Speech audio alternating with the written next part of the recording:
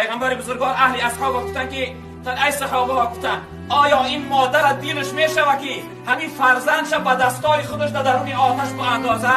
اهل اصحاب گفتن یا رسول الله هرگز دلش نمیشوه.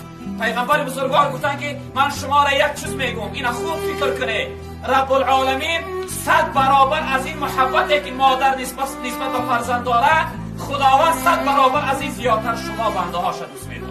یعنی که رب العالمین چقدر بنده دوست دارد، چقدر بنده نوازد. اگر دوست نمی‌داشت والله قسم در این قدر گناهکاری زنده نبودی.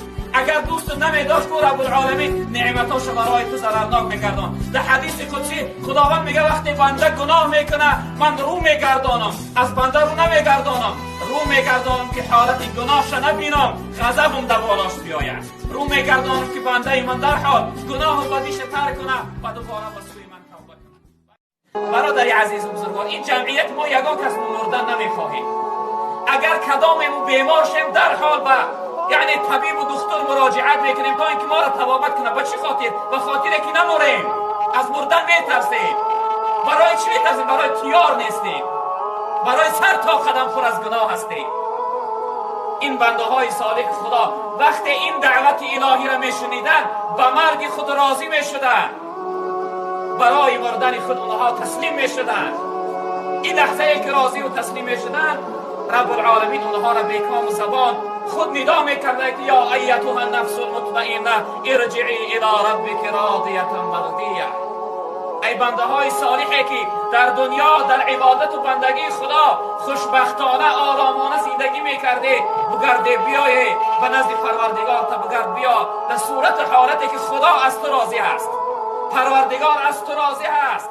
گفتن مهاجر شخصیتی است که هر چیزی را که خداوند نهی کرده است، نه داشته است، از همون دوری میجوید، از همون دوری میکنه. یعنی مهاجری حقیقی ما را مهاجر میگن به چه خاطر؟ به خاطر از وطن دور هستیم، از وطن جدا هستیم. اما پیغمبر بزرگوار گفتن مهاجری حقیقی شخصیتی هست که از هر چیز خدا معم داشته است، از همون هجرت میکنه، از اون فرار میکنه، از اون دوری میکنه. حتی در روایت کرده که من المجاهد، مجاهد کی است یا رسول الله؟ پیغمبر بزرگوار گفتن المجاهد من جاهد نفسه فی طاعت الله. گفتن مجاهدی حقیقی شخصیتی است که بر نفس خودش مبارزه میکنه، مقاومت میکنه برای اطاعت و بندگی پروردگار، برای فرمانبرداری پروردگار و نفس خودش مبارزه میکنه. برادر عزیزی که روزها نماز میخونه، نماز جمعه میبره نسیان میکنه، شبها در برها میگذرونه، فهمیده میشه که وای نماز شما نماز مفهومت نیست. این چنین بر بعض شخصیت هایی که یعنی فاسق هستند، گناهگار هستند، بدرفتار هستند زمین گریه میکرده میگه ای پروردگار این فاسق ها و این بدرفتار ها و این انسان های گناهگار از بالای من دور کن. من نمیخوام، من طاقت ندارم که بار گناه اینها را برداشت کنم. یعنی که برای انسان های بد زمین گریه میکرده که ای پروردگار اینها را از بالای من نابود کن، و برای انسان های صالح از فراق سو زمین گریه میکرده. و این خاطر برادران عزیز بزرگوار، ما و شما این بزرگوارهایی که داریم اهل علم و علما، این بزرگایی که الحمدلله بعضی از اونها در بین ما حیات هستند، مثل حضرت داملای کلان تاجیک‌آباد و دیگر بزرگوارهایی که داریم، به قدر این بزرگوارهامون برسیم. اینها غنیمت هستند، اینها دائمی نیستند. ما اگر نظر کنیم 2 سال 3 سال اخیر در چقدر بزرگایی را از دست دادیم، چقدر بزرگوارهایی از بین ما برفتند. ببینید اینها دائمی نبودند. یکی از نشانه‌های جنتی بودن دیگر این است برادران عزیز که هر شخصیتی که پدر و مادر از وی راضی باشند وی جنتی است. پدر بزرگوارش در نزد من است. احساس و یعنی دلالت سخنهاش از فرزند راضی است.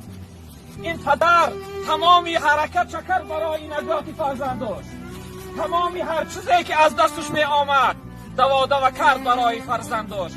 اما قضای الهی دیگر بوده. من برای تسلیتش لحظه پیشم گفتم هر چی دلم خواست نه آن می شود، آن چی خدا خواست همان می شود. خواستی خدا هر چیزی باشه برادران عزیز همان می شود. و همین خاطر ما و شما برادران عزیز و بزرگوار از این جنازه باید یک درس خوب گرفته باشیم.